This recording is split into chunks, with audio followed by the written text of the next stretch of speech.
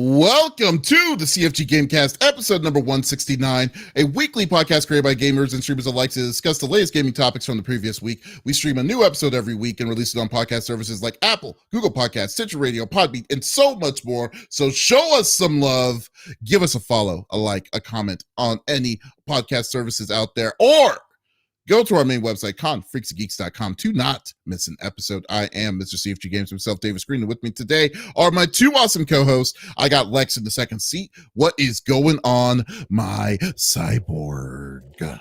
You know, a lot. I feel like I did a lot this week, but now that I'm thinking about it, I'm like, did I? Still moving things around for my dad's estate, so did a lot of that and had to do a lot of cataloging.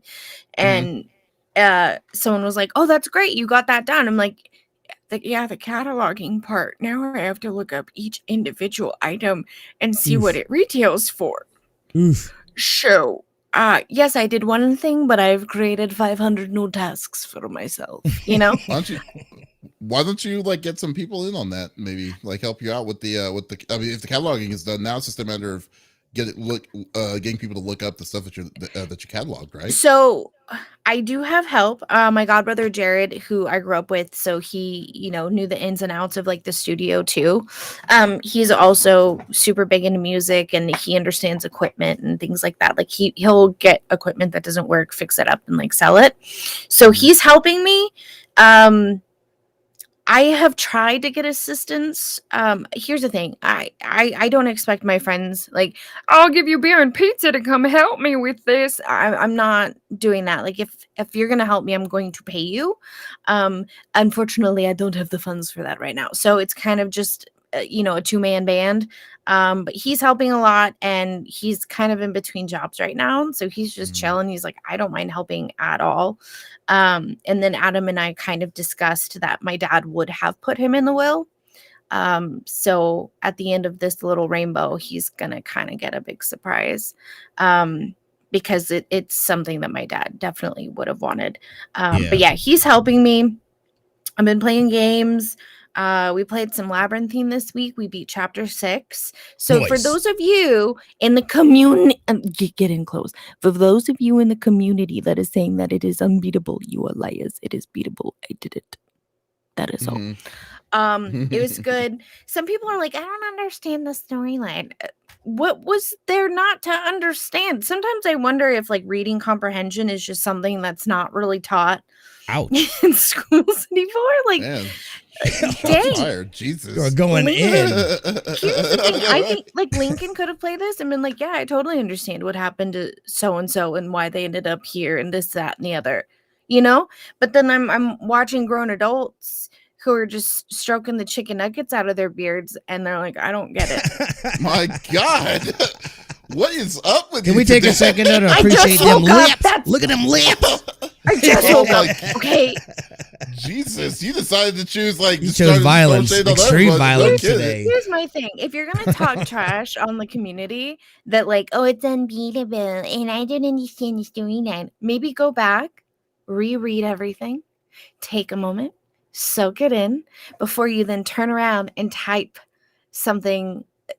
With that type of audacity, that's what I'm saying. Like, think before you type. You wouldn't walk up to some lady on the street and be like, your skirt's ugly and I hate your face, for no reason. You don't know the person, never met him, but like, that's how I feel people with games are nowadays. And they're like, I don't get it. What was there not to get? It was a good storyline and it's going to continue. Like, this is still all in beta access. Like, calm your titties. The party tick can chill a little bit, but she can still hang out. But like, come on. I mean, they. So yeah, that's it. That's what I did. Hey, Lex. Yeah. You know who didn't choose violence when they woke up today? Apparently Smitty. Yes, the 5-star general of the itty bitty Smitty committee. I got Smitty in the third seat. What's going on, my dude? What is going on, friends? I was out last week. Had a great trip back home. What do you mean? You didn't invite me. Oh, it was just Illinois. We just went back to Illinois and It was good though. Like I work with different. an alumni organization back there within our theater I think department. He did you a favor.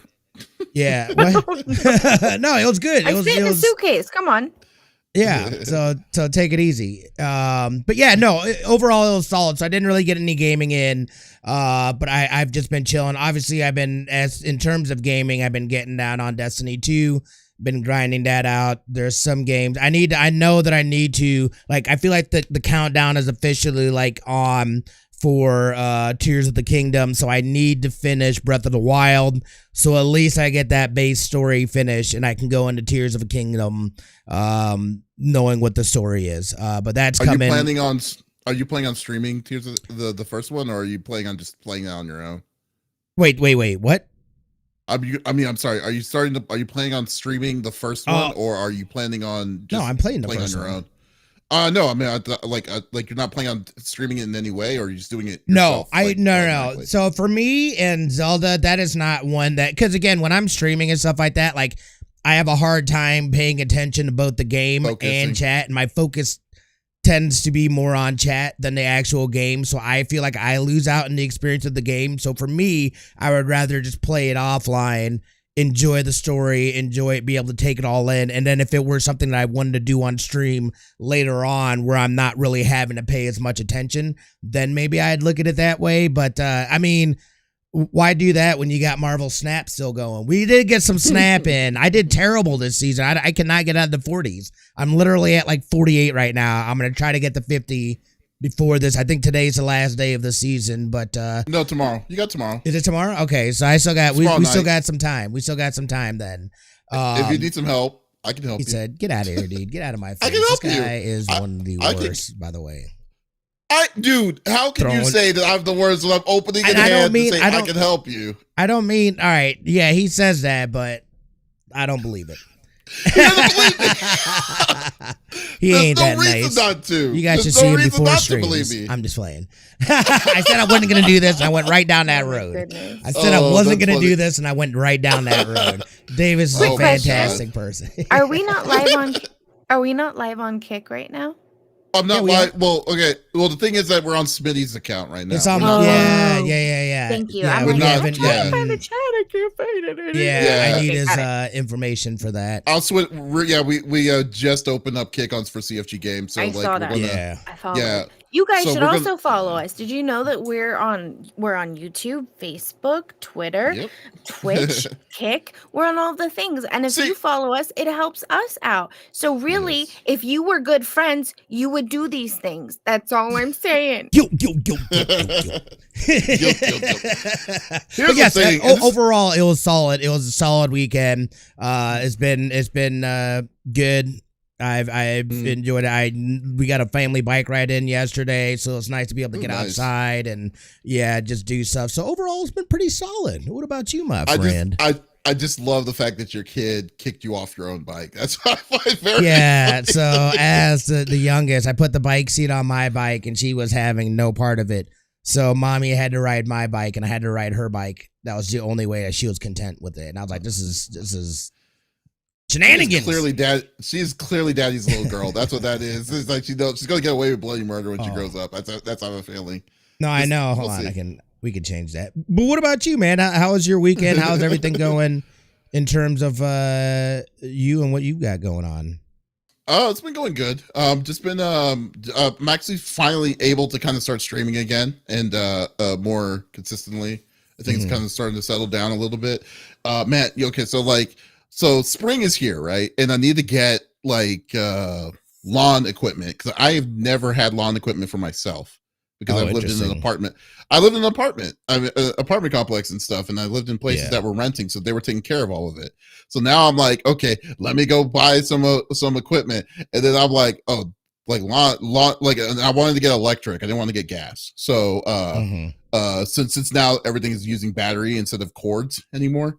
I decided, you know what, let's do it. And so I'm looking at it, all this stuff, $200, $500, and I'm like thinking to myself, do I really want to spend this much? So I was like, you know what, I'll just pay someone to do it. It's like 25. This is the guy. So I've been kind of lazily getting someone else to do my lawn for now. But and the thing is, the thing that's really getting to me right now is I have a ton like crabgrass, which is driving me insane right now. So like I'm trying, so I'm getting that treated as well. So was working with that with another company. So I'm paying people to take care of that. So make sure that gets eliminated. But in the meantime, though, I did start a new stream with Final Fantasy 13, unfortunately, and because 13 is going to be the one that's going to keep my patience, because 13 I am not a fan of, and I have been trying to beat this for over 10 years now. This is your Metal Gear Solid 5. This is my Metal Gear Solid 5. It really is. The difference. Yeah. I need to finish it. It's like, but I've just been procrastinating. Like, you're right.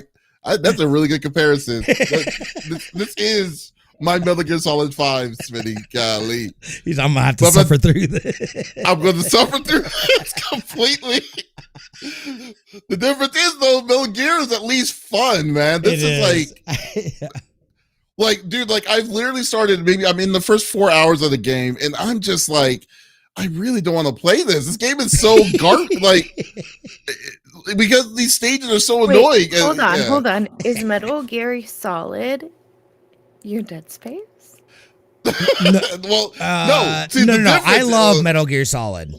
I do too, but he's already annoyed with it. So it's like, you like the franchise, but is it turning into your version of Dead Space for me? You know what I'm saying? I mean, well, your version of Dead Space was that you were not going to get it. You were not planning on getting it because you didn't like it already. My thing was, it's not that I didn't like it. I'm tired of games in space. Yeah, but you knew you weren't willing to play. You knew you weren't going to willing to play it. Yeah, I was. But like, but like mine is like, I need to finish this so I can say I finished all the Final Fantasies. Because like originally 12 was the list on that was 12, 13, and 15. I never beat those. And but then I said, you know what? I'm gonna streaming is gonna keep me honest. I'm going to finish these games when I stream them. And so far so good on 12. 12 made me finish the whole thing. Took 80 hours, finished it. 13 was on the next case. I said, you know what? I need a break. Took a month off of streaming on it, and then I decided to come and take care of it. Oh, is everything good? Yep. just my shelf falling apart. Oh no! Oh no! It's the one underneath too, isn't it? Yeah. It's the one underneath too, isn't it? Yeah. That's okay. You knew exactly. Nothing. You knew exactly. Yeah. So, because I've sat at that desk and it's scary. It's like, this is an OSHA violation. Yeah. Other than that, I'm good. I just hit 95. I'm 5 levels away to hit the max that I need for Snap. So I'm probably gonna do that tonight and see if we can go with it. But it's crazy. It's crazy when I think about like this season. I started at level 20. Yeah, I was like, and I just been cruising, man. That was such a great apparently. Yeah, I don't know. Move decks are difficult. Like I just like, you gotta really know your stuff with a move deck, I feel. You know what? Actually, I didn't. To be honest with you, I didn't really started using move deck on my run until I hit level 60. Okay. Level 50, level 20 to level 60. I did not I was using the troll deck. I was the one using like the Doc Ock and the destroying thing. I can't believe that's an interesting deck. That is an interesting deck. Yeah. I just want to see if it worked very well, and it did definitely in the beginning. And then you know where you have those lulls where it doesn't work, it just keeps on it's backfiring. I took a break off of it. I used my Lockjaw deck, and then the Lockjaw deck is I really liked a lot. So I have to be honest, I zoned out for a minute and I was like, oh, he has Lockjaw? That's awful, poor thing. And then I'm like, oh, you're talking about a goddamn game. Never mind, shut up, Les. Snap. Oh, snap. It never says that for me, even when I win. You gotta double snap. You have to actually snap. Yeah. Which means what? Pressing a button? You know where it says where it says the cube, where the little cube area where it has the number. Yeah, you have to press the cube. You can get up to max 8 cubes. Yeah. Yeah, it says like Well, opponents. There's opponent like- snap, and then there's It's like raising, Okay. like it would be like raising the stakes essentially, and then they could Like either in fold poker, like, exactly. I'm going all in. Exactly. Okay. Exactly. Got it. Yeah. Well, now I'm Massive- losing, so I stopped. Man, yeah. Oh, come on. No, You'll learn though. You start learning and stuff. I That's know, what I I'm like getting about it. there. Like it's fun. NT Man says Mass Effect Andromeda was a fine took years to nibble at. Oh God, yeah, Mass Effect Andromeda. I still haven't touched that, and I don't think I ever will. I never will. That's just terrible. There's a max to that game. There's not a max to the game. Like once you get a level 100, the rank 100, you could do whatever you want at that point. You've gotten all the rewards. Yeah, you've gotten all the rewards. You've done everything. So like, even if you go under 100, it's not going to penalize you. So you can still get up, because there's a guy that's ranked, that's number, I think he's at rank 635. That's insane. It's insane. Like, he just kept on going. Is he? I don't know. The guy's, and they must. That's a combination of RNG, math skills, and a solid deck. Yeah, and I know, right? So like, it move decks, but like, my main thing is the move. Once I start with since I tweaked out the move deck to its full optimization, it is hard to beat. He said fully optimized. It is fully optimized, because like, the biggest problem I had, the real big problem I had, was I had no defensive cards, because like I couldn't use Cosmo and stuff, but I found a way to fit in Shang-Chi and Leech inside my deck. And there you go.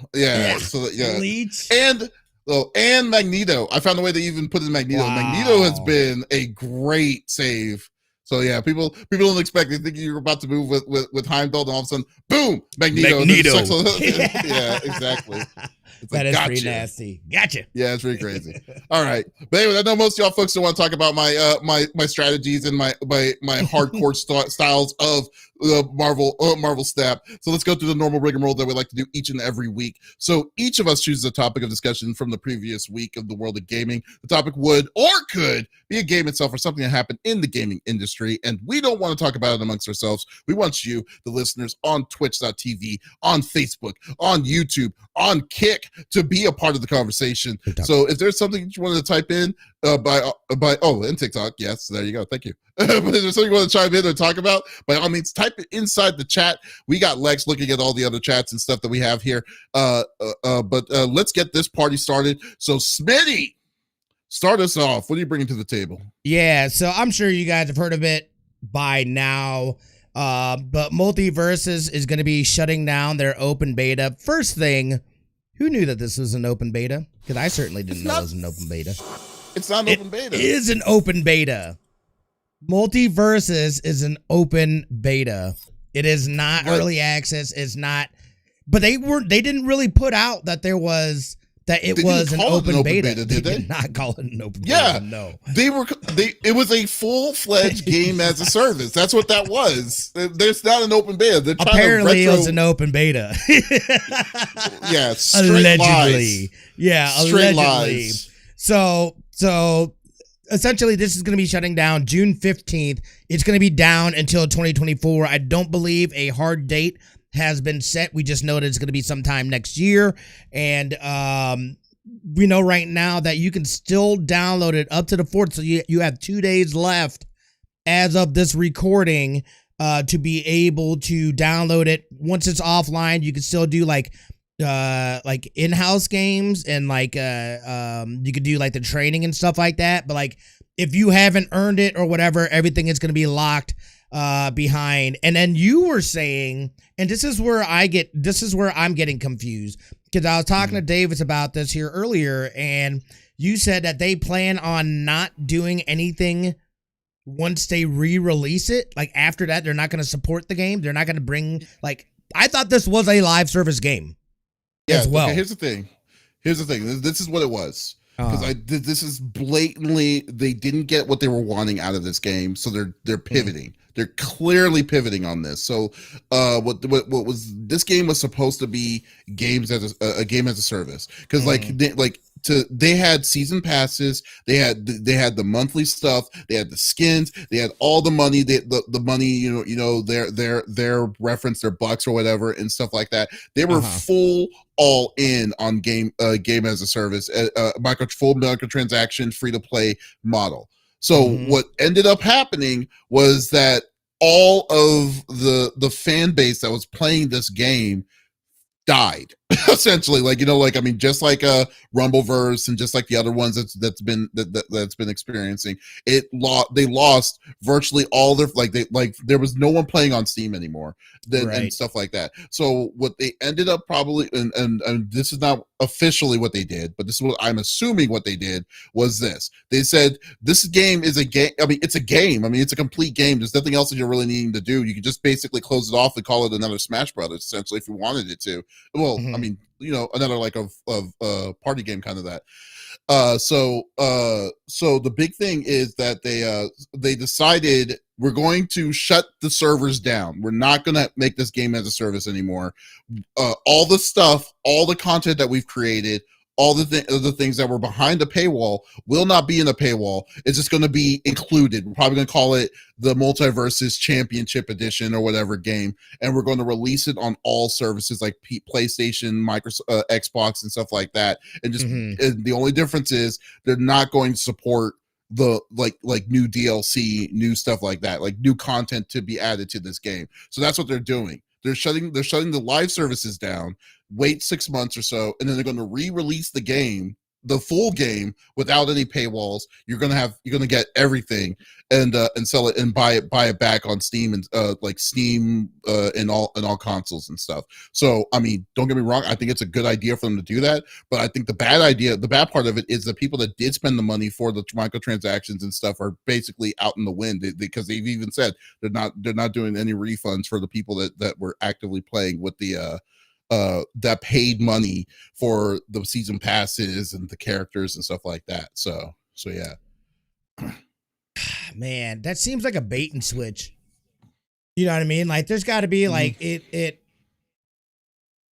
I don't know. It just seems wrong because they very much played it out as this is what it is. And we've been seeing it too, that, these free to play models have really lost a lot of their popularity. And this isn't, Knockout, is it Knockout Kings got, they shut that down. There's a bunch of other free to play. Is Knockout Kings gone? They're shutting that down, dude. I didn't know that. He said, surprise.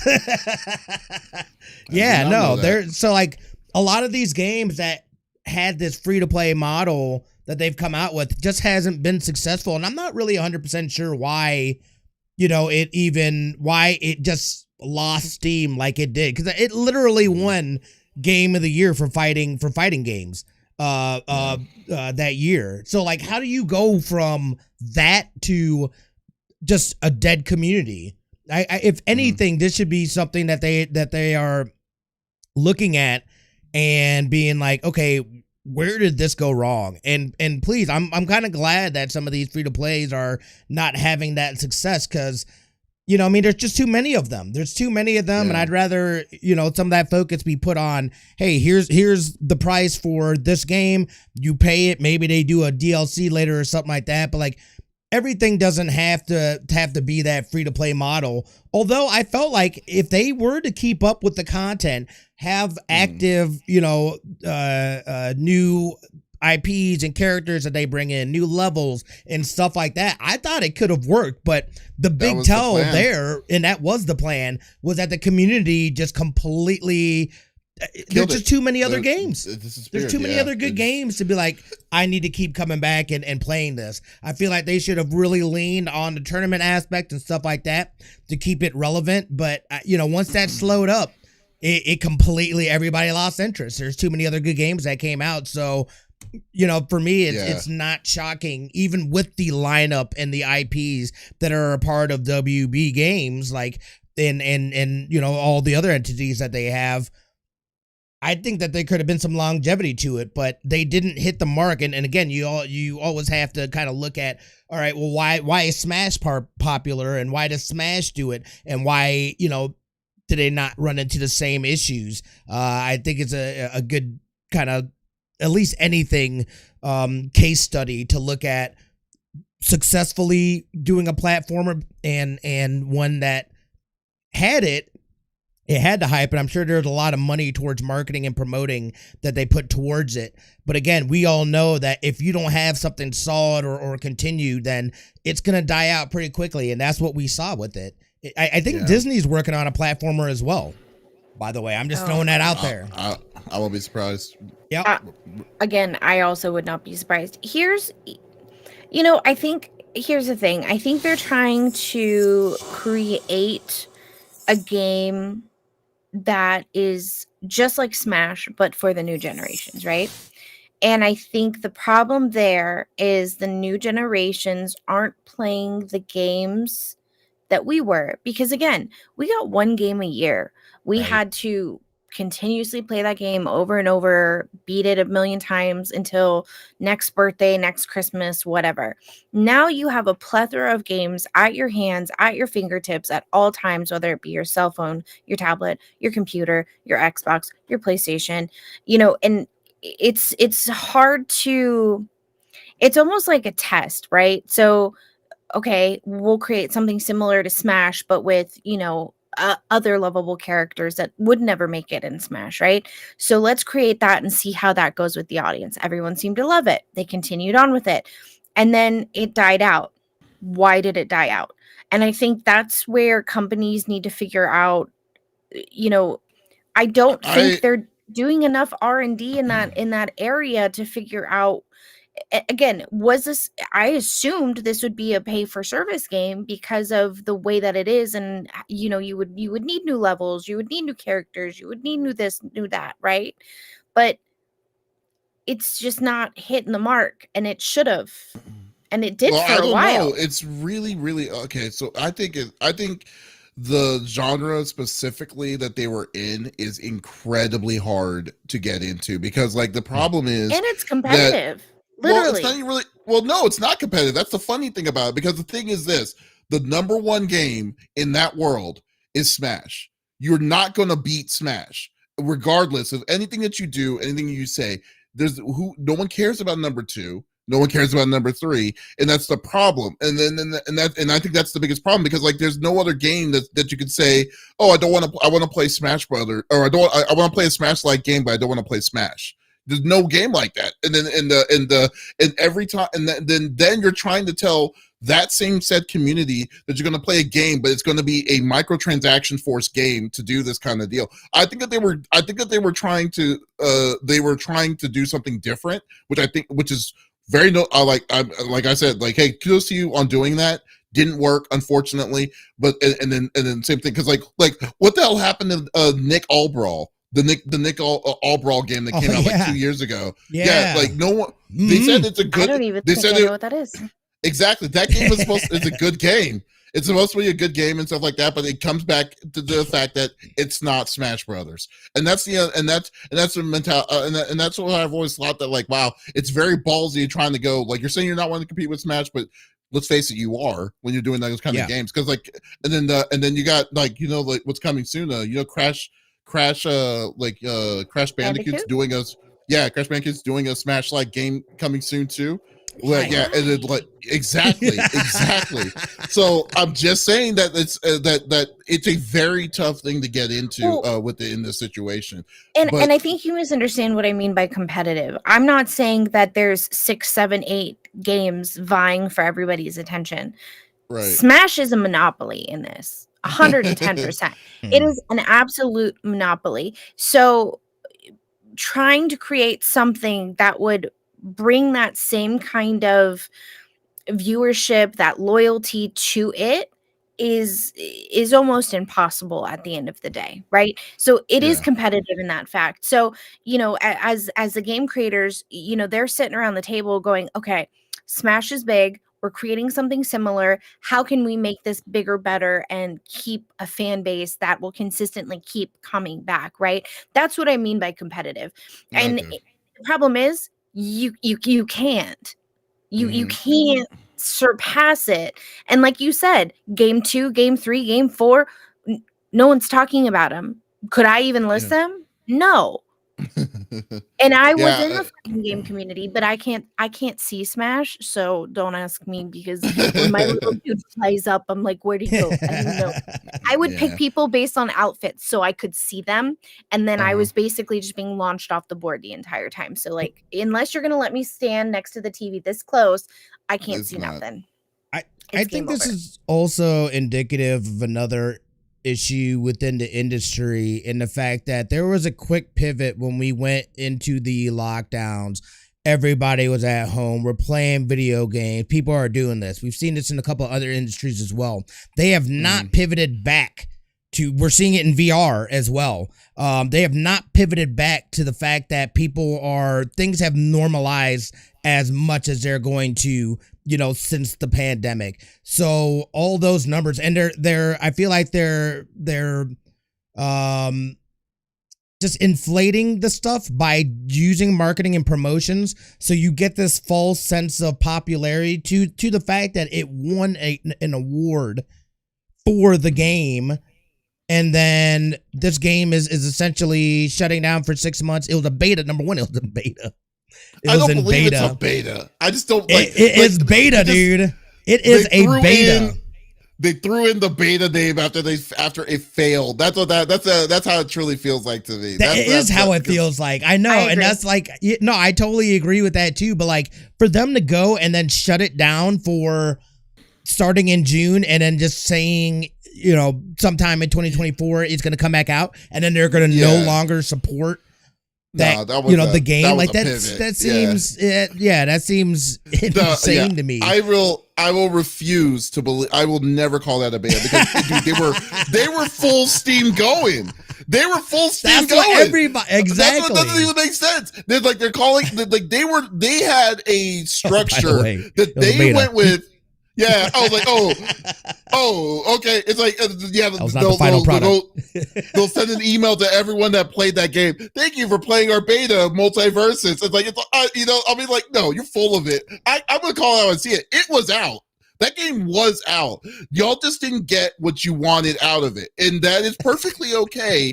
That you could be pissed that y'all lost money on it, and you don't want to admit that it was a failure. It was a failure. You're going to. If you're only going to switch over and calling it a beta to say, oh, that's a W for us. People were interested.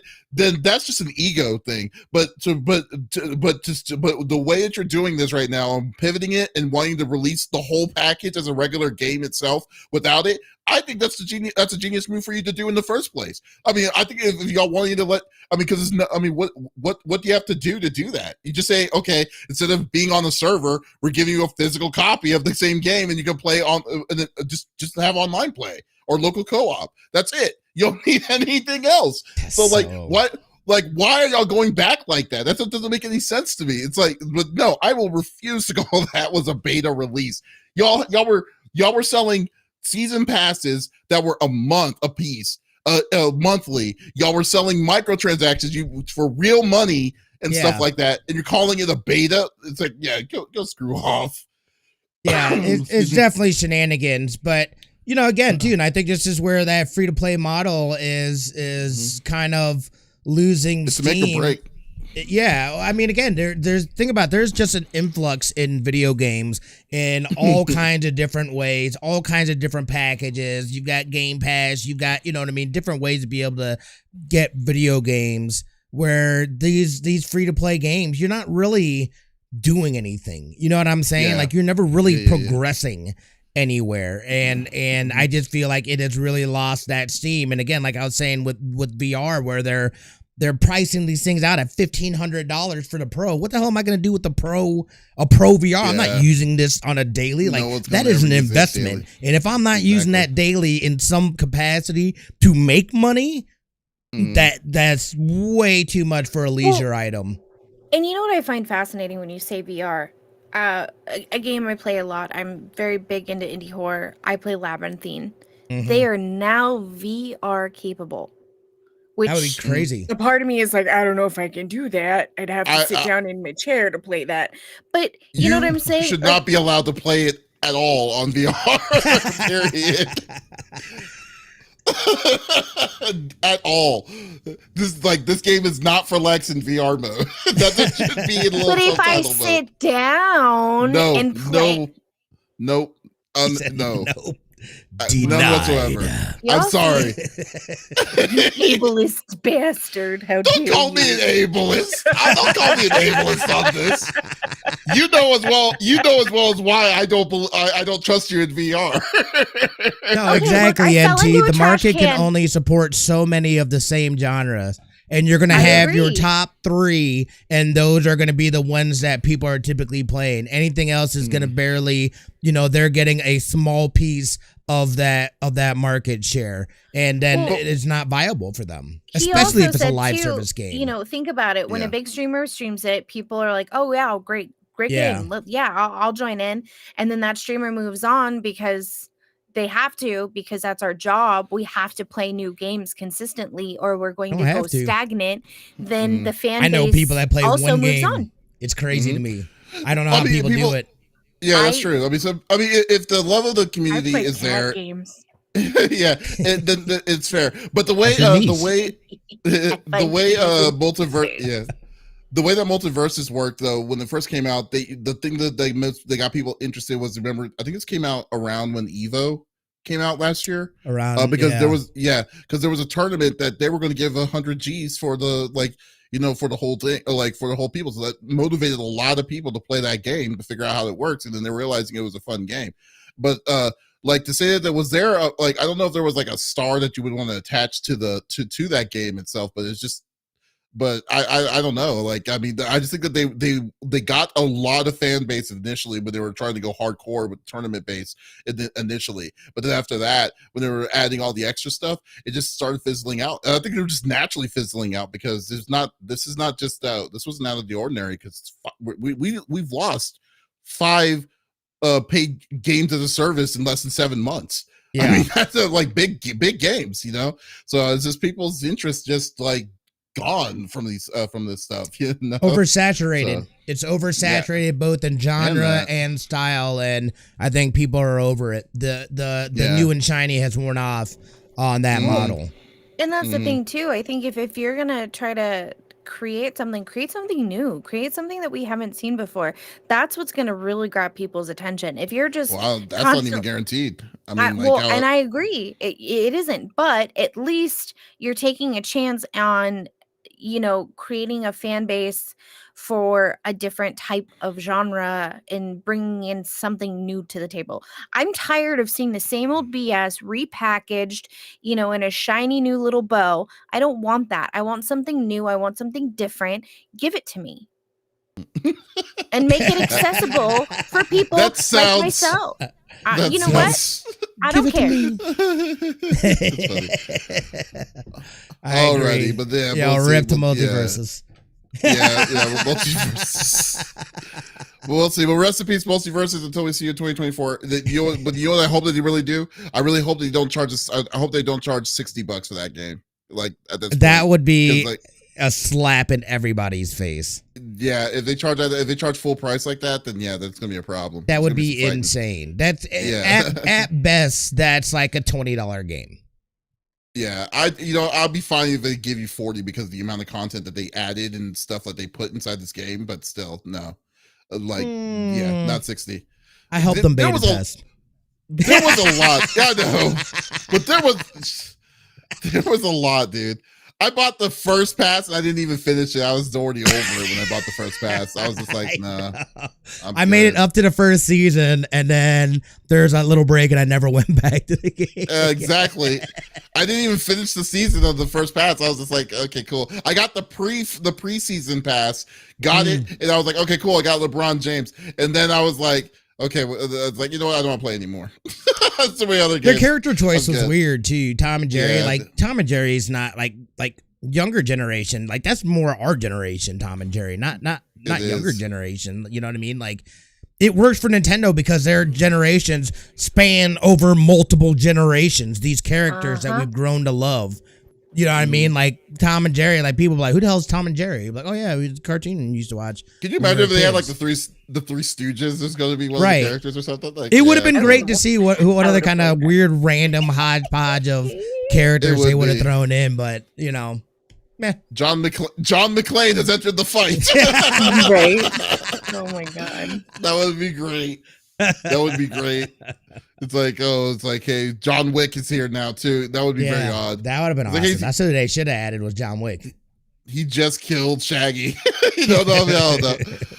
All right, but a good topic. Okay, my topic is. Oh, I'm sorry. What were we gonna say, Lex? I don't think they could have added John Wick because he's in Fortnite. So I think they might have that licensing. So. No, they got it was a skin. It's not, but they didn't have the character. I mean, if they own the character, I mean, they can do whatever the hell they want with it.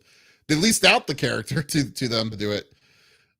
So who knows? I mean, but I don't even know if they even own John Wick. I don't know. I was talking out of my butt. But anyways,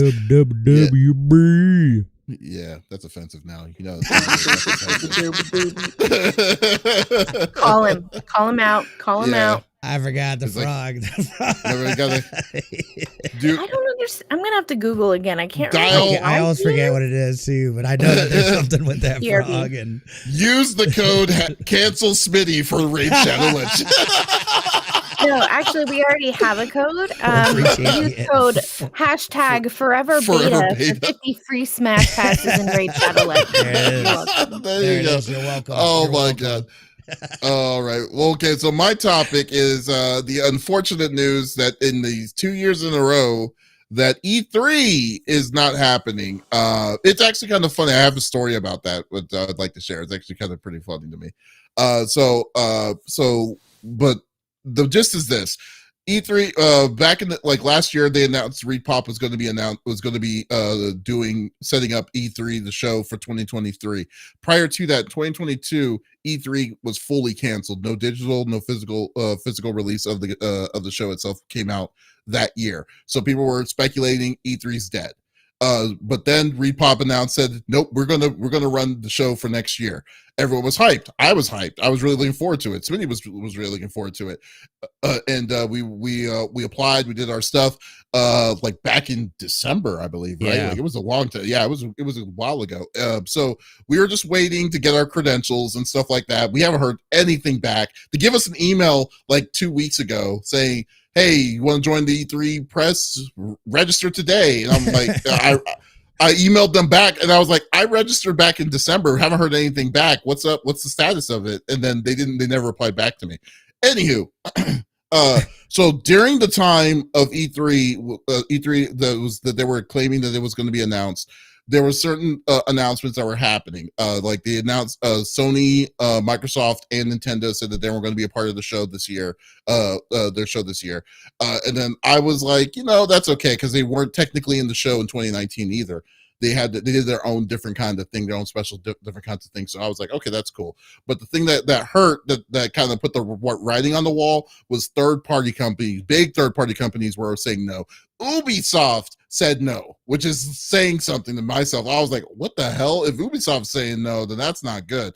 Ubisoft, Sega, and Tencent Games also said no to recently. And I was like, oh, that's going to be harder to kind of justify you wanting to go out there to attend the show. So I told my the people that were originally going to go to CFG to E3 for the CFG. I told them, you know what, cancel everything. I don't think we should do the show because I don't think it's going to be a very good show, even if they did play it, even if they did do it, because going to California is expensive now. So I was like, we're just going to scrap it. Don't worry about it. So then the day after I said that, I get an email back from E3 from ESA saying that they canceled the show officially, and I was like, oh, okay. It's like, yeah, I figured as much that this was not going to be a good thing if they did cancel it, or if they were going to go pursue it. So now people are speculating E3 is 100% dead, which I mean, it's very justifiable speculations at this point in time, and people are just kind of wondering what's in store for it now in the near future. I, for one, think that they need like I have an idea what they should do, which is kind of crazy. I would say you just need to y'all just need to kill it, completely kill it.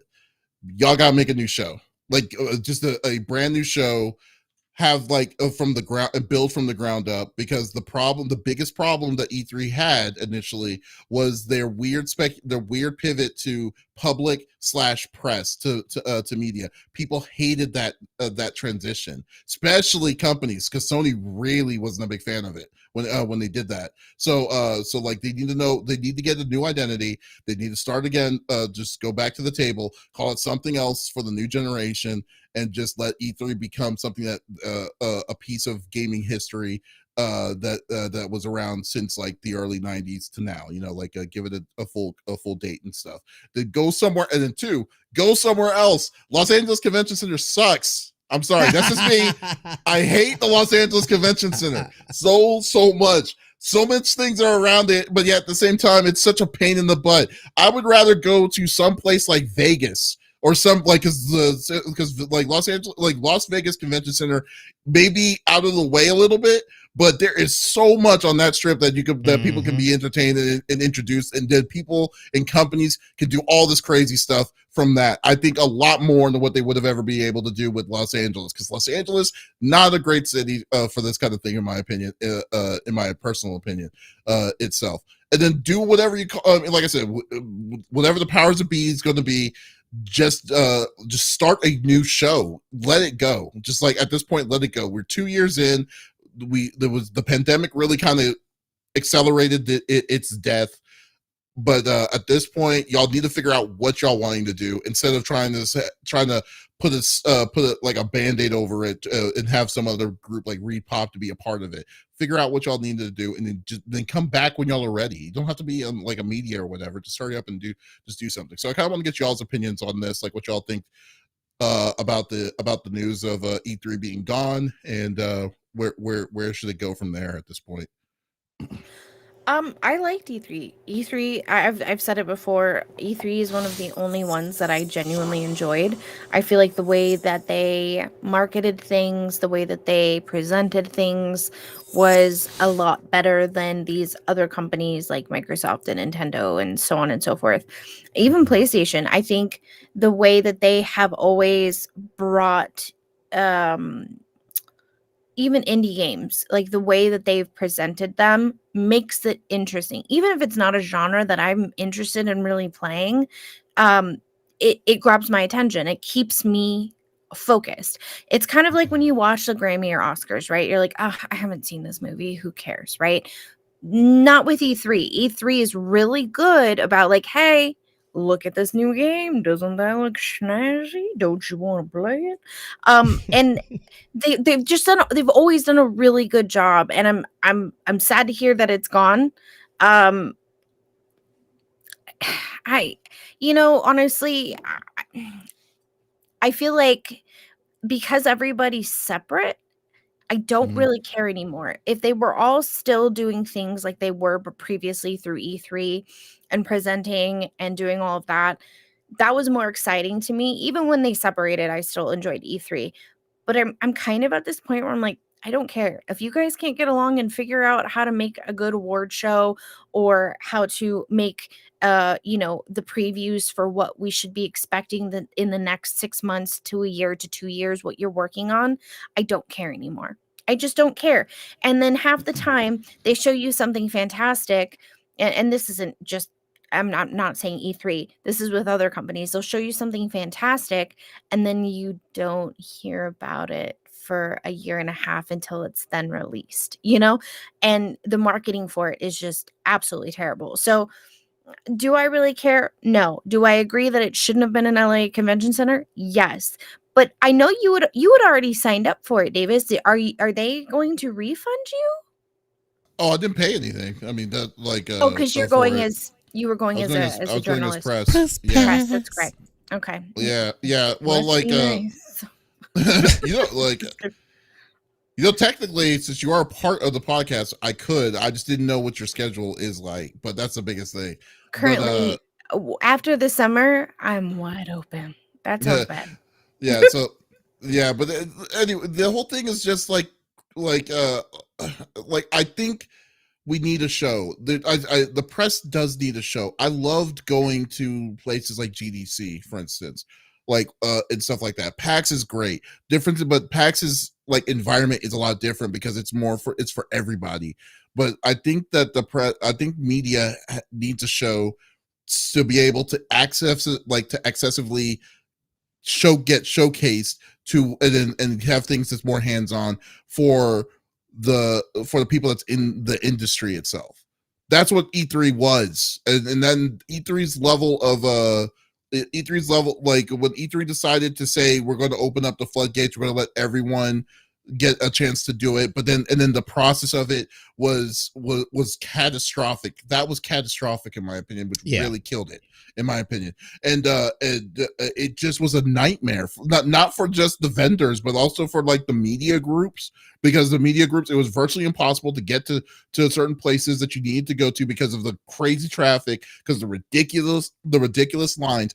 Like Smitty, it got so crazy that that there was a point where people were paying other people to take their place in line, like the people that had regular passes, just to play a 15-minute demo of a game that's going to come out 6 to 8 months later, which is ridiculous to me. And that's where all this mayhem came from. And I'm not a big fan, and I was not a fan of all of this. It was way better that that it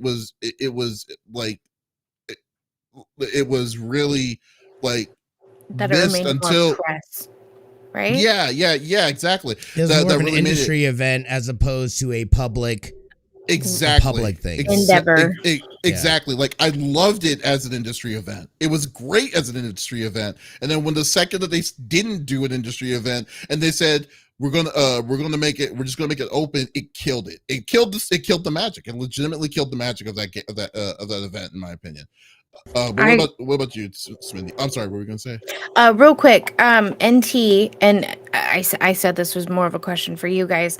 I wonder if the fight over Activision Blizzard caused ill will with the big three, and that's why they pulled out. No, absolutely not. Yeah. The Sony pulled out Sony pulled out from E3 years ago. Like what happened was that I think the last 5 years now, right? Yeah, the last thing Sony ever advertised on E3 was like officially on E3 was around 2018, because that was a Ghost of Tsushima and Last of Us Part 2. That was it. And then during that time they were already had one foot out the door. It was terrible.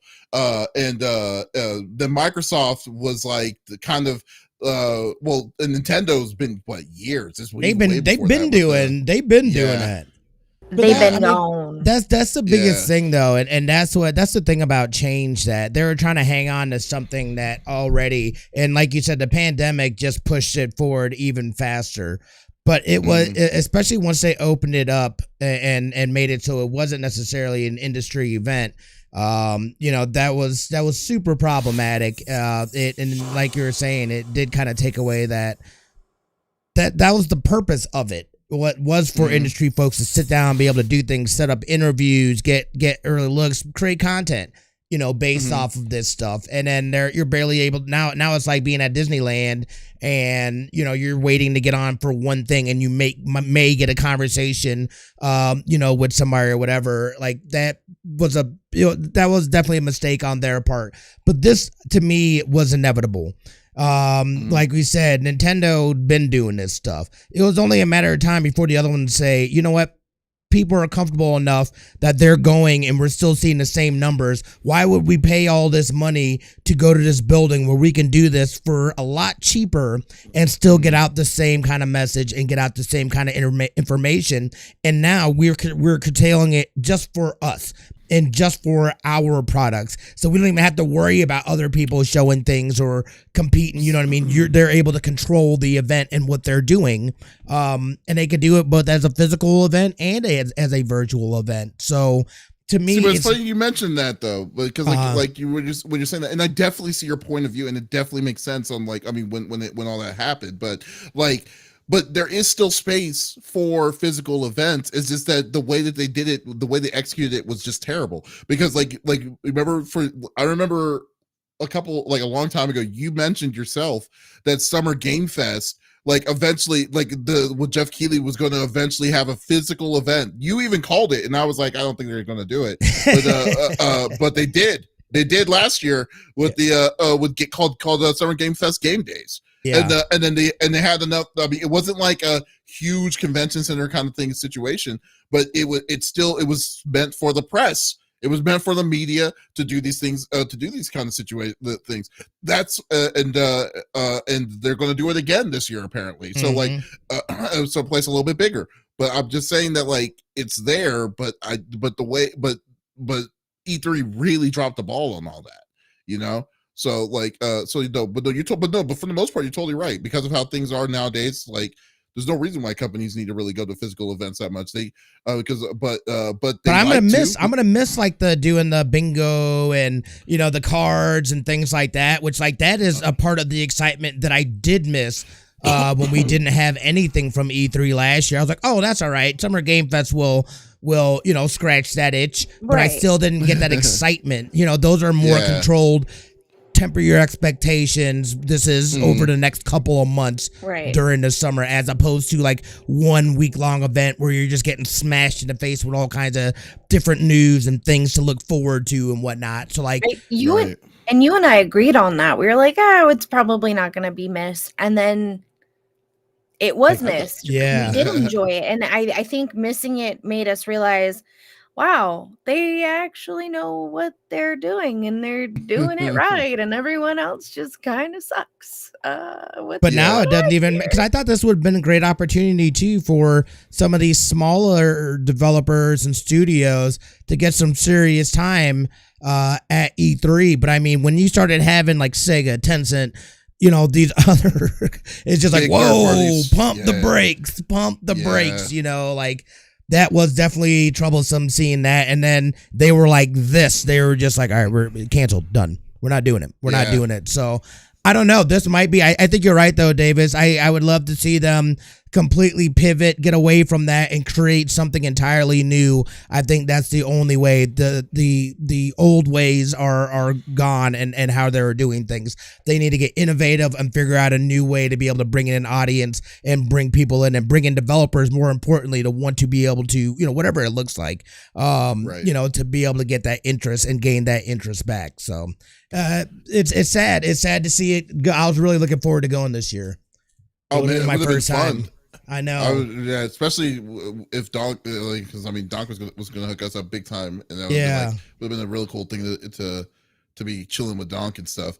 But I mean, unfortunately, we just gotta wait another time to do it again. But hopefully we'll see where this is going to go. Hopefully, I will keep an eye open on a new date. Maybe see what's going to happen with the ESA. That's another thing, because the ESA is only meant specifically for was built because of E3. Now since E3 is having troubles building a show like this, they need to figure.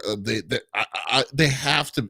I'm giving them benefits of the doubt. They have to be thinking of what they need to do, because that's 2 years in a row. I'd imagine so.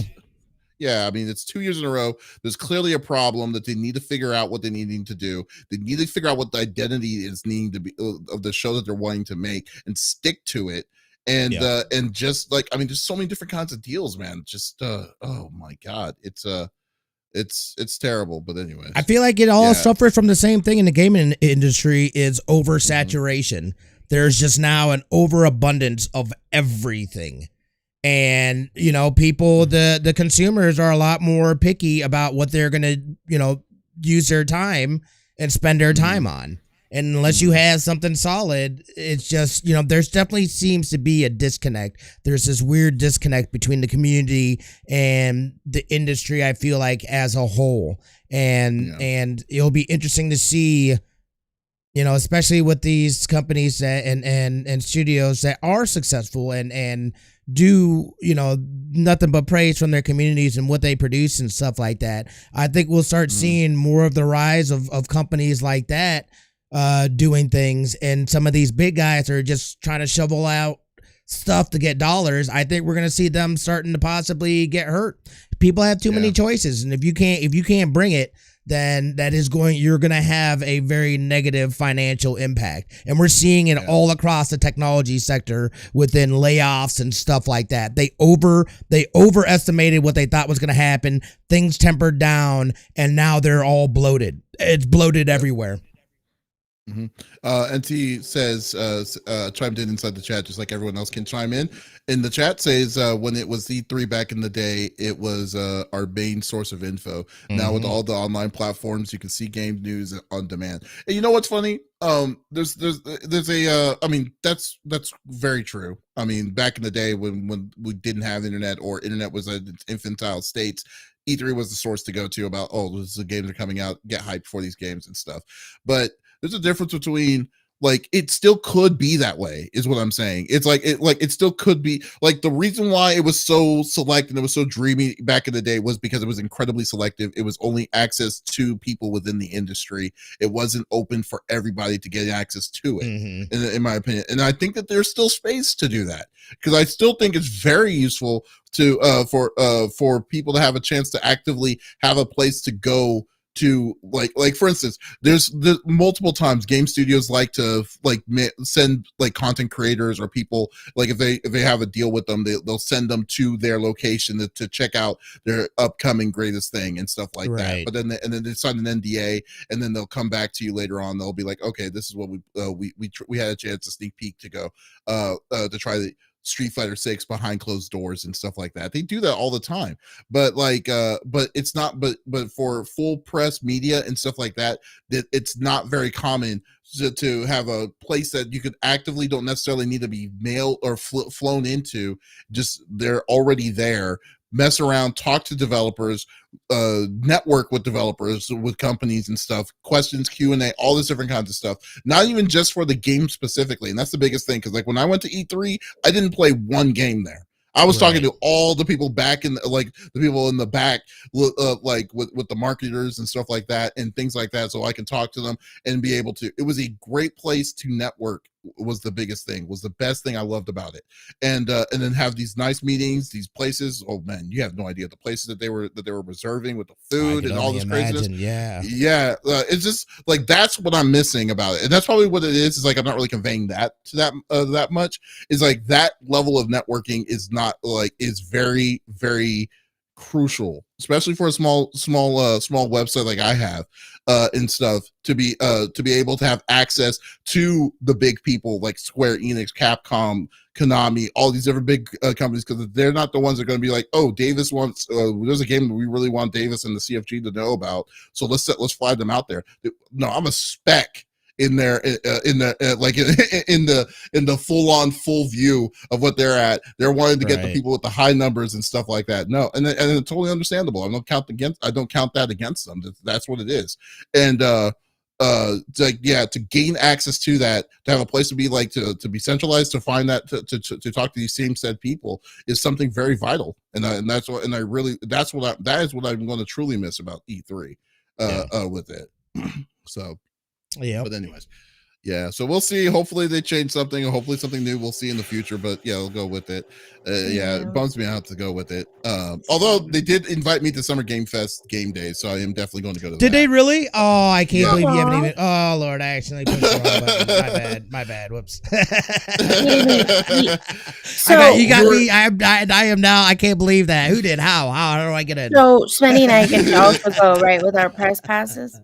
Like, I don't. Well, they sent me. Well, when I sent them an email, literally the day after the email saying E3 was canceled, Jeff Keighley's Summer Game Days emailed saying, "Hey, we're still on." Like it was clearly. Don't forget about us. Did you see the picture on Twitter? It's like you're a little too happy, Jeff. That picture, like, oh. E3's canceled, but you know what's not canceled? Summer Game Fest is still going Summer on. Game Fest? Oh yeah, no. That's hold on, let me see, because like I was like, holy crap, like that's so much shade thrown at E3, like so fast, dude. So you fast. gotta see, I was like, holy crap. So like Oh yeah, so here it is. Yeah, so like literally not even 24 hours. Not even 24 hours when that happened. I get an email from Summer Game Fest. They said Video Game Summer isn't canceled. Summer Game Fest is still here, June 8th. And I'm like, what? It's like you're gonna be talking that like and stuff like that. So yeah, so then they're like, okay, we're gonna have a physical event and stuff. And I said, okay. So I talked to them. I talked to their people. They're like, okay, we're gonna get. We'll send you some passes for it. I'm like, okay, cool. Where's it gonna be at? Have they said? Yeah, it's gonna be in it's gonna be in California, but I'm not gonna say where. Not yet. But yeah, it's gonna be in California. But yeah, not in downtown, which is thank Smitty God. And I will be taking summer gun fest. Yeah, so it's freaking hilarious. Ridiculous. Yeah. All right. Lex. It's me. Close us out. What do you bring in? So, Last of Us news. I know, Lex. I love The Last of Us. Okay, it's an amazing game. If you haven't played it, please do. The show is also fantastic. Pedro Pascal is everybody's daddy, and if you don't know, now you know. You're welcome. So interestingly, and I read it, and I was like, why are they having issues? So I read an article, and it basically was saying that people on PC were having issues with the game. And I was like, I played it on PC with keyboard and mouse. And then it dawned on me, no, I didn't. I played it on my PlayStation 4, and I had it over onto my PC. So The Last of Us released, the first Last of Us, released on PC, I believe about 5 days ago. So a lot of people obviously are playing keyboard and mouse because a lot of people who play on PC do mostly play with keyboard and mouse. There's an issue. About 43% of users, and this review is hysterical, so I'm going to read it, are negative, saying things such as hot, stuttering garbage, even on low settings, and as broken as my household. In one word, Ow. Ouch. Jesus. So, and I was like, what are they talking about? Like, how is it? I didn't even know it was released on PC. So they are doing a hot fix. They're addressing the jittering. It's mostly the jittering is due to mouse controlled camera movement. So if you've played on, of course, if you've ever played with the controller, your camera movement is usually with your right hand, and it's the stick. On PC, it's with your mouse, and you move your mouse around, and each mouse is different, and most of the time you can change how quickly or slowly your movement back and forth is. So people were messing around with that, thinking that it was a them issue and not the game. The camera movement, some crashes, more of The Last of Us Part 1 on PC is slated for Tuesday. A larger patch with additional fixes will be deployed later in the week. They also encourage players. So again, if you are now playing The Last of Us for the first time on PC, they're saying ensure you're using the latest NVIDIA, which they just had 2 updates back to back, AMD and Intel graphics drivers. Our team and our dedicated partners at Iron Galaxy will continue to investigate and address known issues to deliver the great The Last of Us Part 1 experience that you expect. The PC port had originally been scheduled for a March 3rd release, but then it was pushed back to March 28th. So yeah, it's been about 5 days. So if you're playing on PC, you're freaking out because it's not what you expected, don't worry, they're fixing it. They're going to work on it. Like I said, I played it on PS4, and then I ported it over. That's not the word I'm looking for. You can launch your PlayStation through your PC, essentially. That's what I played it on. And I didn't have any issues, and I used keyboard and mouse when I played it. But yeah, The Last of Us is fantastic, and we've discussed in length how well they created it, and especially Last of Us Part 2. You can literally play it blindfolded and still be able to play the game. Last of Us Part 1 is, I feel like they were the stepping stone for people who played with games with disabilities. They were a big stepping stone, but Last of Us Part 2 was definitely like blow everybody out of the water. Super Blind Man was a part of that. Yeah. Yeah. He was a part of the setup for the accessibility options, right? Wasn't he? Yeah, he's the one that basically worked them through for The Last of Us 2 on the accessibilities. Yeah. Right. Yeah. Yeah, they've been updating a lot of the drivers. So anytime I'm booting up my PC, unless it's one of my cat finding games that I've been obsessed with lately, I'm checking my NVIDIA because it's been back to back to back to back to back driver updates. The last one was pretty long too. Normally it's like a 5-10 minute kind of ordeal. So check your drivers. They're gonna fix it. Don't freak out. Just wait. I promise. It's so good. It's so worth it. And in other Last of Us news, so Pedro Pascal, obviously, he plays Joel in the game. Oh, I love Pedro Pascal. Anyways, Dustin and I have decided that if he ever was like, I'll come live with you guys, we would share him. Anywho, so he's been very instrumental in getting into the game. He played it. He really wanted to embody Joel, and he was very big. If you watched, like, as the episodes came out, like, he would tweet and read the reviews. Obviously, for people who are conservative and closed-minded, this was not a show for you, and boy, are there more surprises coming up ahead. But after every episode, you would see him tweeting or quote tweeting somebody about the episode and nasty remarks that people were saying because, oh my God, there are gay people in the world and we exist. Oh no. But he is not looking at the reviews for the last episode. And he spoiled it a little bit, saying that the show writers, now if you've played The Last of Us, I'm not going to spoil it for you if you haven't, or if you haven't seen the last episode. It's very abrupt. It's very abrupt. The things that happen, how do I, okay. The dynamic changes very slowly near the last 3 hours of the game, and I would say the dynamic changes the last 3 to 4 episodes of the show. Okay, stick with me here. The dynamic between the two main characters. Now, the very end, when things are coming to a conclusion, that dynamic went from "aw" to absolutely not, in a heartbeat. And it was very abrupt. And even the showrunners discussed possibly changing it a bit.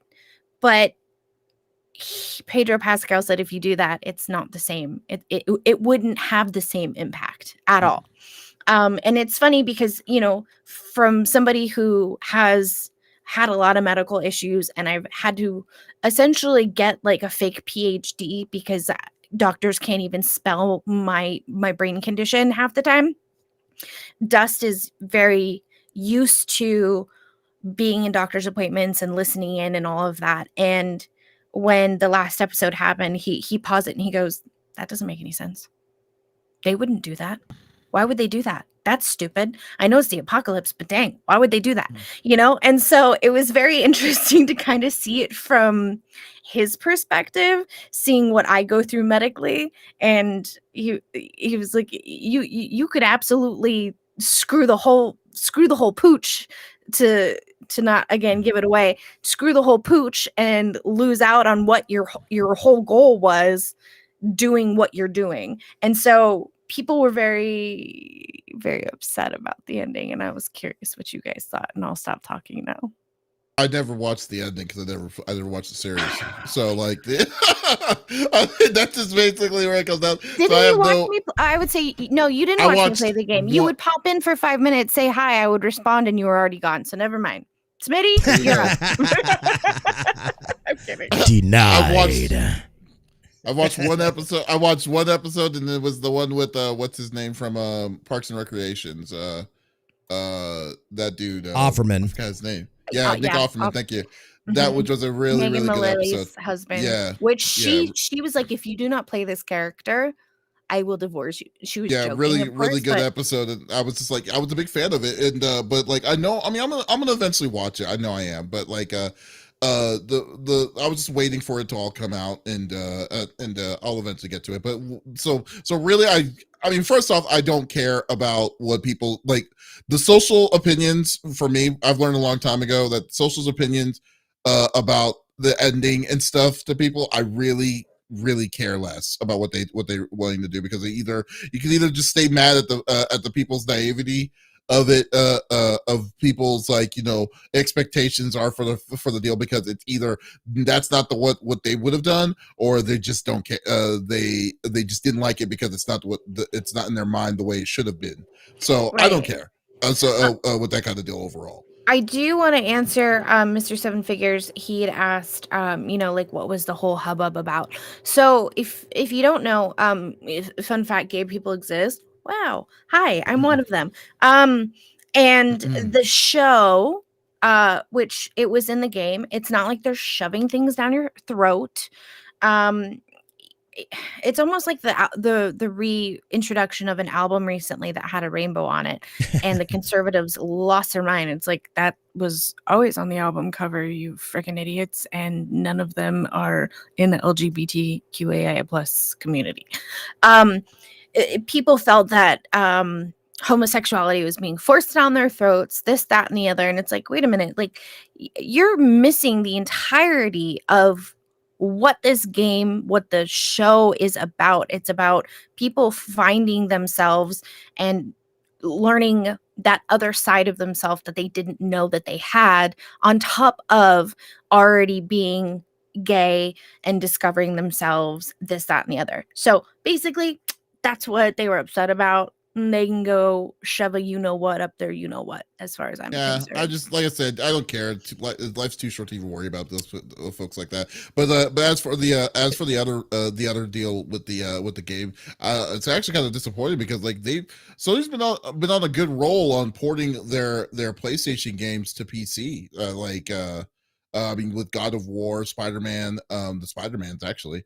And all these Horizon Zero Dawn, all these different stuff, to say that they failed pretty badly on this one is kind of sad. But I'm glad that they're actually fixing whatever they're needing to fix. If they have the idea what's going to be fixed, then I'd rather just take a look at the port, because I mean, most of these ports look just as beautiful, if not better, than what it was on the PlayStation 4.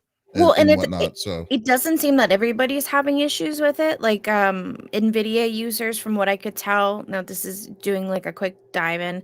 NVIDIA users, as long as you were updating, even with the last 2 updates, if you hadn't done it, you weren't having too much issues with the jittering and the stuttering. But you know, CD Projekt is very adamant. Like, we created a masterpiece, and just because it was a masterpiece on these consoles and we're now porting it over, we want you to also experience that same experience like the first time they did. You know what I mean? And that's what I appreciate, is they are 100% not going to let this fail. And thank you, CD Projekt. You guys are yeah. But it wasn't Naughty Dog. It wasn't Naughty Dog that did the port. Oh my God, correct? It's Naughty Dog. Why am I saying CD Projekt? I'm an idiot. Sorry. Look, I've had 4 brain surgeries. I'm lucky I remember my name when I wake up, okay? Naughty Dog. I love you guys. So, yeah. You can sponsor me. I don't think they're the ones that actually did the port. I think it's a company that did a port recently of Nathan Drake. The Nathan Drake port. Is that Sony? Sony didn't make it. I don't think it's Sony. I think it's somebody else. And I can't remember. I didn't even think about it. I'm looking it up right now. Yeah. Take a look and see. But yeah, it sucks too. And I feel, and I think Iron Galaxy. Thank you. That's who it is. Yes. And you know, Naughty Dog is like, look, because they very much like, they have a beautiful game. We all realize that there's issues with this port. That's not on Naughty Dog. It's actually on Iron Galaxies and them and how they ported it over. I don't know where the issues you know, came, but like apparently people are still loading shooters as we speak. I mean, it's crazy how bad some of the stuff looks, which would completely detract you, especially if you've never played the series. I would stop playing is what I would do. Don't experience it like that. Don't experience like that. Let them fix the stuff, let them do the things, and then come back and do something about it. You know, so it's unfortunate because you're right. Yeah, you're totally right, because it's a damn shame, because like this is like Last of Us Part 1 is a masterpiece. It is legitimately one of the biggest, like it is literally one of the top 10 games of all time in my own personal opinion, especially. And that's saying a lot from Davis. I mean, I like good games. I mean, then that's a good. It's that was my a great favorite. game. This is what got me into horror for sure. Yeah, builders and stuff like that. Yeah, so yeah, definitely, it is not like the depiction of what you're experiencing on PC. It's not the depiction of what it was originally, and especially with the up to date graphics. So no, I totally agree with Smitty, dude. Like, and big ups on Naughty Dog for going back and man, like, look, we're gonna make sure that you know what I mean that. We get this solid. Not only that, but you guys also have to remember, I believe it's this year that either this year or next year, they're working on that multiplayer and bringing some form of the multiplayer back too. So you don't want that stuff, you know what I mean? Like to be impacted by this negativity from people. So it's unfortunate that they definitely came out stumbling, but it's good to see that they are super on top of correcting the issues and getting that stuff. I think they are probably working directly with NVIDIA because there were memory leaks. There was, I mean, some of the stuff that I've seen absolutely looks bonkers. It's like, how did this even make it live with these kinds of issues? You're talking about 4090s having troubles. You know what I mean? People not having enough resources with a 2070. Like, people are meeting the minimum specs and they can't actually play the game. Like, it's insane. It's insane. And you know that game is gorgeous already. So it's going to be super graphically intensive. It's crazy to think that that's the part that flopped for sure. And also, if you are like myself and you're super impatient and you happen to have a PlayStation 4, it's just as beautiful. And I played it on my PC through my PlayStation. You know, I run to the room, put the code in, run back, put the code in. And I played it and it was stunning. And it's a lot cheaper at the moment, I believe. So if like you, $10. If you were that impatient, like by all means, like the PlayStation 4 looks fantastic. I don't think they have it available for PlayStation 5, or you can play it on the PlayStation 5. They do have it for PS5. They remade it. Did they? Oh, that's right. That's right. Oh, yeah. I'm dead today. It was the remake to the remaster. It's the remaster. Yeah, you know, it still looked beautiful on PlayStation 4, but granted, don't take my advice. I'm light sensitive and colorblind, so what do I know? You know what I'm saying? But I know I'm very impatient. If I bought something and it's not working, I'm either going to sit there for 6 hours and try to make it work, or I'm going to find a workaround.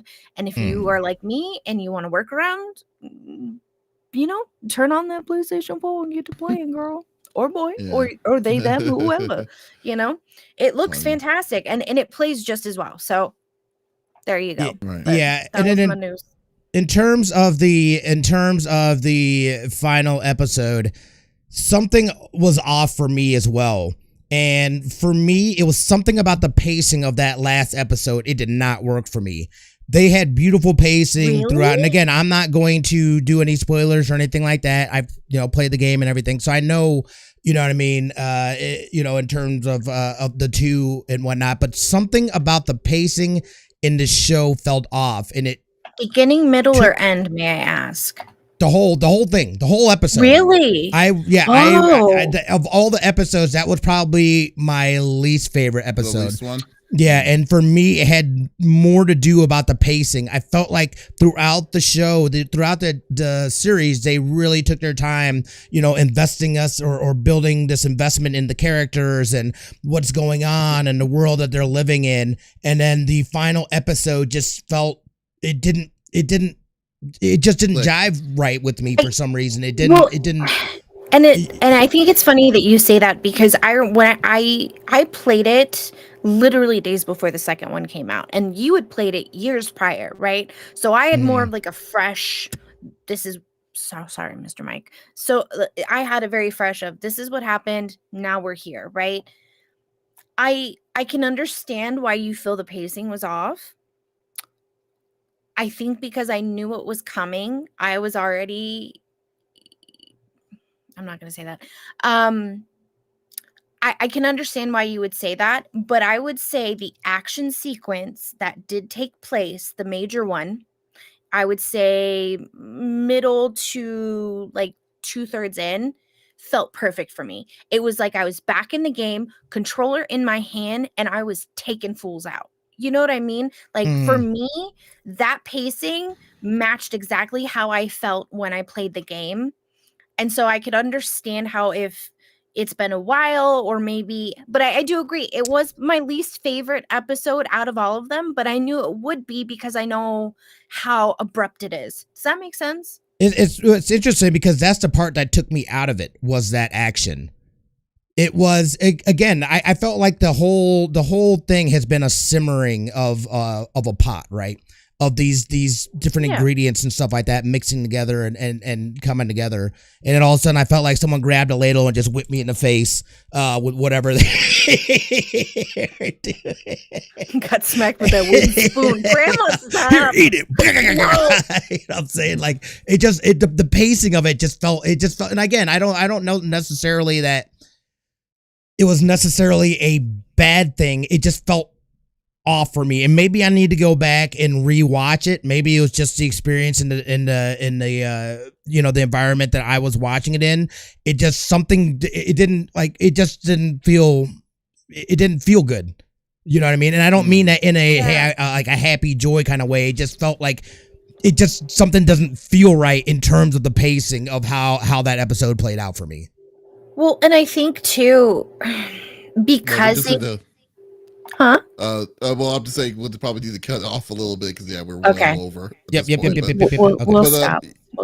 But I mean, overall, I mean, it's all subjective for the most part. But the biggest thing is that if people are going to be, if it's a trolling situation with it, then I mean, then I really don't care. Personally, I try not to make it not care. Yeah, no, I agree. Yeah, because I mean, like, obviously, like your your view is different than what Smitty's is, and I mean, and stuff like that. But I mean, but you're able to discuss cordially, we don't disagree. Why it is. We really don't disagree on much, and the things that we do disagree on are so minimal that it's not like you're not my best friend anymore. You know what I mean? So it is what it is. It's like you can't. You're not welcomed at my house. Yeah, that kind of situation. I'm gonna touch you with my cat. Oh, man. Folks, thank you for listening to episode number 169 of the CFG Game Cast. Thank you for being a part of the conversation as always.